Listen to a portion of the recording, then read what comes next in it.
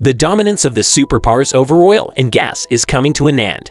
At the same time, the harassment of other countries, including Russia, over oil and gas is coming to an end.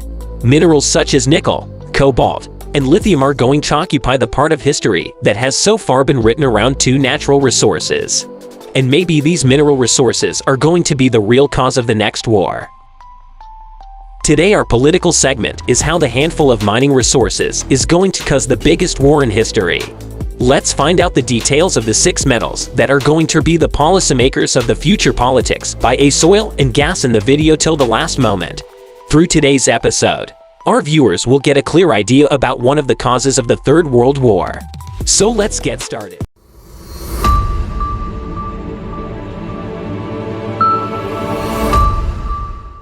The whole world oil market is in turmoil when Ukraine is involved in the conflict with Russia. At that very moment, the crisis in the world market started for some precious metals. The price of nickel increases by 250% in just 24 hours. At present, the market value of 1 ton of nickel is $1 lakh.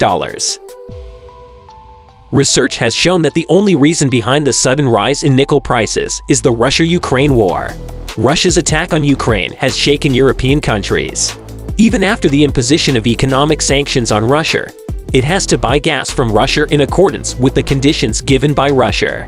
In a political maelstrom, European countries have realized that mineral resources are going to be one of the weapons of the next war for any country. On the other hand, the United States is working hard to reduce its dependence on two superpowers, Russia and China. With the announcement of Joe Biden about mineral resources, the United States has started thinking about nickel, manganese, lithium, graphite, and cobalt. America's new thinking on these metals is telling us that the politics of coal, oil, and gas are coming to an end. But even as the United States seeks to overtake Russia's China through its ever-evolving plans, Putin's Russia also has its thoughts on the 21st century Great War. It is also unreasonable to think that Russia is in a strong position with only oil and gas. Russia is the world's second-largest exporter of cobalt and platinum. Russia is also one of the top 3 countries in the world in terms of nickel exports. After all, it looks like Russia is going to be a supplier of oil and gas as well as other mineral resources. But the reality is that Russia is most concerned about the politics that begin with the mineral resources. Because while Russia is a leader in exports, the 17 valuable mineral resources that are going to ensure the future of world governance, other countries are ahead of Russia in the abundance of those mineral resources. For example, most of the world's cobalt comes from the Congo. Chile tops copper extraction, Australia tops lithium, Indonesia tops nickel, and China tops rare earth metals. The extraction estimates that if Russia were to run with oil and gas, then Russia would lag behind other mineral resources race. And once back in the race for these mining resources, Putin's mind game is unlikely to work. Although the competition did not start in full swing, China's position is out of reach in the race to climb 6 significant precious metals. The Congo mines, from which 2/3 of the world's cobalt is extracted, are now owned by a Chinese company.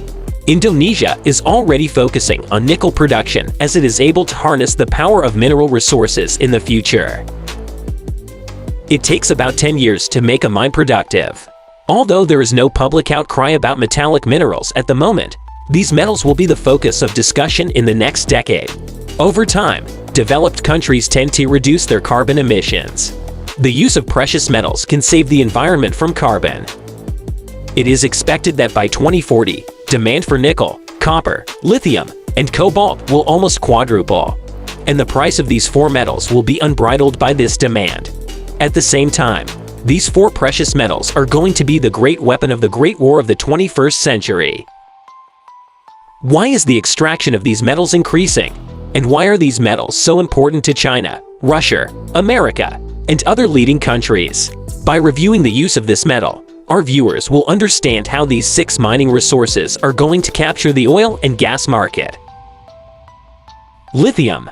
Lithium is a metal without which technology cannot be improved. Lithium is most commonly used in toys, watches, and non-rechargeable batteries, including rechargeable batteries for laptops and digital and electric devices. Our science-minded viewers can easily understand how lithium is associated with the advancement of information technology. Cobalt.